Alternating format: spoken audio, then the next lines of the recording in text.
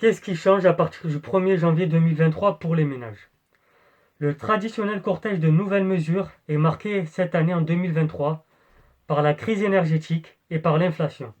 Si tu veux savoir dans quelle mesure ton pouvoir d'achat va être affecté, je t'invite donc à rester et à regarder cette vidéo, très cher citoyen éclairé.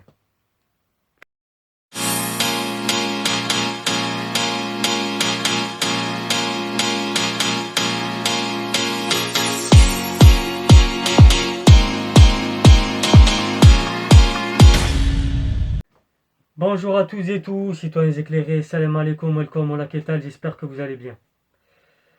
Pour les finances des particuliers, l'entrée dans la nouvelle année rime avec entrée en vigueur d'une ribambelle de nouvelles séries. Qu'est-ce que ça va changer pour nous, pour les ménages? C'est ce que nous allons voir dans cette vidéo. D'abord, le logement et l'immobilier. Le logement et l'immobilier, par exemple, vous avez besoin d'un crédit immobilier. Ce 1er janvier, le taux d'usure, soit le maximal auquel la banque peut prêter, augmente de nouveau. Il passe de 3,05% à 3,57% pour les crédits sur 20 ans ou plus. Nous allons voir maintenant, si vous voulez vous renseigner sur vraiment sur les logements, parce que j'ai pas le temps. Je pourrais faire plusieurs vidéos que sur les logements, mais c'est pas le but. Nous allons essayer de voir le principal dans les principaux postes de dépenses. Maintenant, pour le poste de dépenses, travail et retraite, qu'est-ce qui va changer pour nous, les ménages? Le SMIC est revalorisé à 1,81% ce 1er janvier, portant le montant brut à 11,27 € par heure. Dans la fonction publique, le forfait télétravail est relevé de 15% à 2,88 € par jour, dans la limite de 253,44 € par an. Au niveau des impôts, de l'épargne et de l'assurance, le nouveau taux de livret A, il n'a pas encore été communiqué. Il ne s'appliquera qu'à partir du mois de février, donc on y reviendra. La nouvelle rémunération du plan épargne logement, 2% contre 1% depuis l'an 2000. Il ne s'applique ce 1er janvier qu'au nouveau plan uniquement. Fiscalement, qu'est-ce qui va changer? En 2023, la suppression de la taxe d'habitation pour toutes les résidences principales. Elle est maintenue pour les résidences secondaires. La taxe sur les logements vacants qui s'applique dans les zones tendues voit, elle, son taux fortement augmenter, de 12,5% à 17% la première année et de 25% à 34% ensuite. En matière d'assurance, qu'est-ce qui va changer?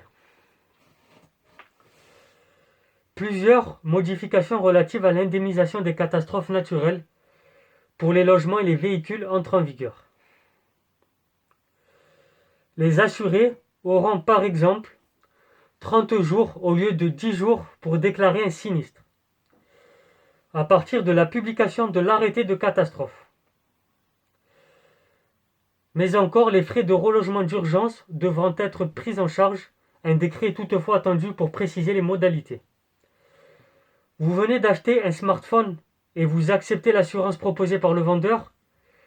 Jusqu'ici, le délai pour se rétracter était de 14 jours. Il passe désormais à 30 jours. Et plus besoin de montrer que cette assurance dite affinitaire fait doublon avec une assurance déjà souscrite.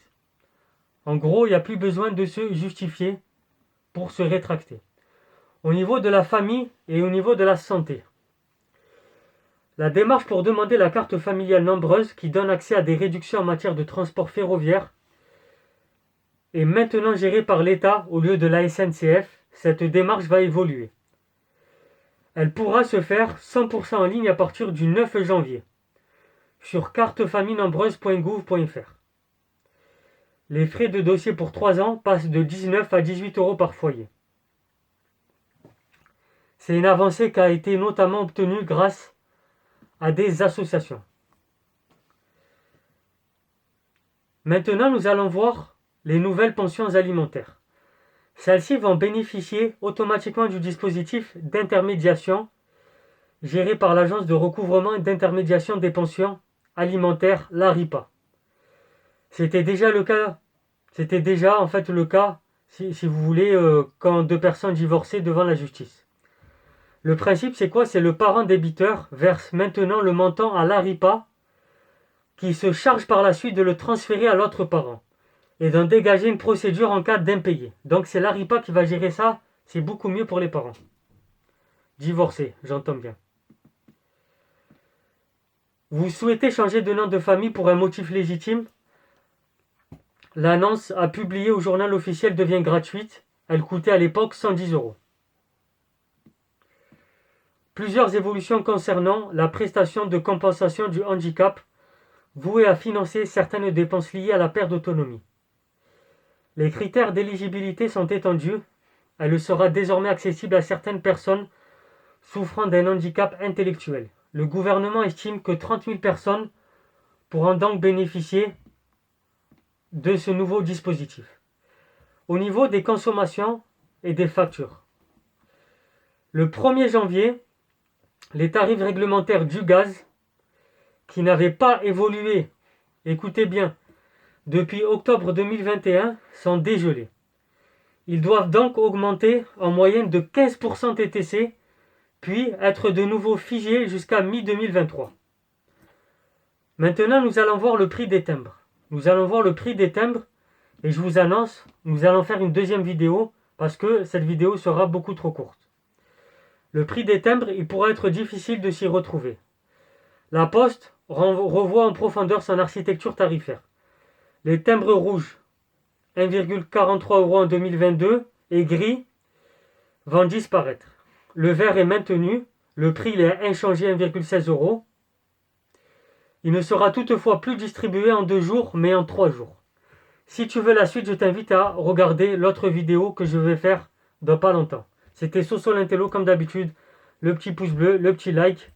Et on se retrouve très bientôt pour la deuxième partie, puisque je tiens à terminer toutes les mesures qui vont nous impacter.